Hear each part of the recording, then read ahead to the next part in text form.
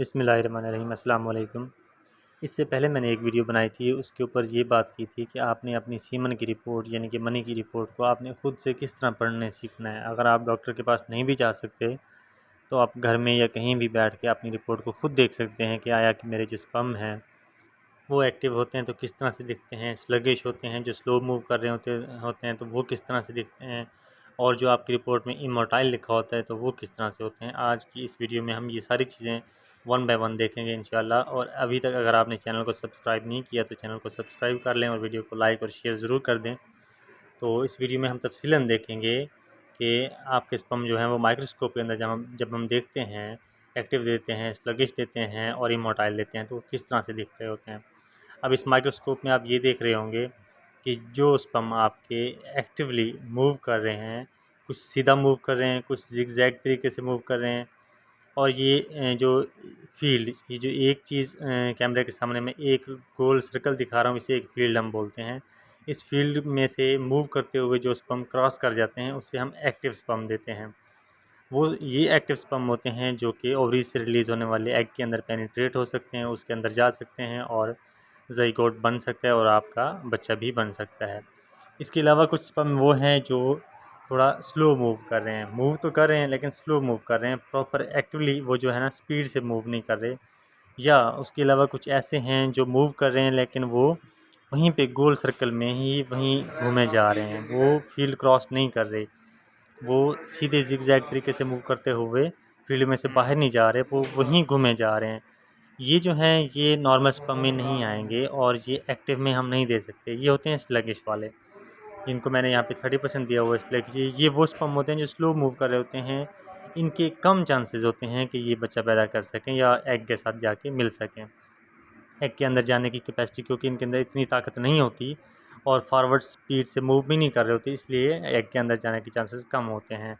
जो स्पीड से zigzag move कर रहे थे वो ईज़िली जा सकते हैं और वहाँ पे बच्चा पैदा होने के चांसेस बहुत होते हैं।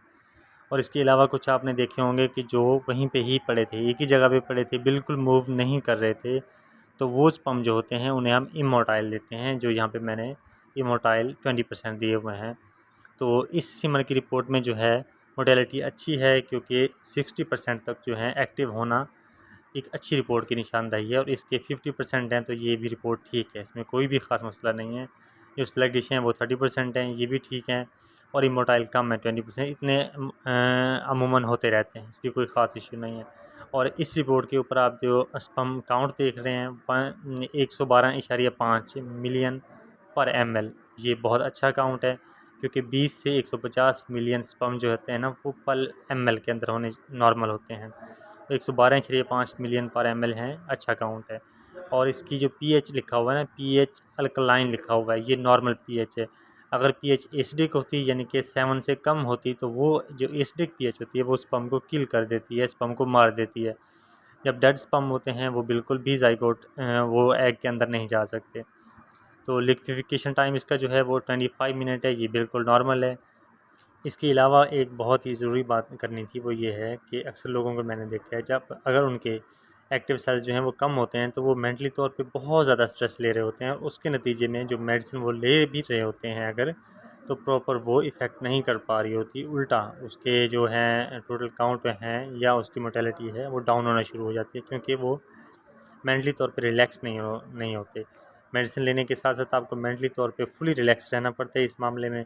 अगर आप थोड़ी सी भी स्ट्रेस लेंगे, परेशान होंगे, साइकोलॉजिकली सोचेंगे तो आपके ये उल्टा ये बजाय बेहतर होने के ये और भी कम हो सकते हैं और भी डाउन हो सकते हैं, तो इसलिए आपको मेंटली तौर पे रिलैक्स रहना होता है। इसके अलावा अगर इस रिपोर्ट की हम बात करें तो इसके अंदर जो है मॉर्फोलॉजी में एबनॉर्मल जो है वो 10% है, ये बिल्कुल ही मामूली सी बात है, इसमें कोई ज़्यादा इशू नहीं है, ठीक है। 30 तक भी अगर एबनॉर्मल होते हैं तो वो नॉर्मल कंसिडर किए जाते हैं। और लास्ट में जो WBC लिखा हुआ है ये होते हैं वाइट ब्लड सेल्स यानी कि पस सेल्स। पस सेल्स जब डेड फॉर्म में यूरिन के थ्रू बाज़ वक़्त रिलीज़ हो रहे होते हैं 0 to 2 या 2 से 3, तो ये नॉर्मल कंसिडर किए जाते हैं।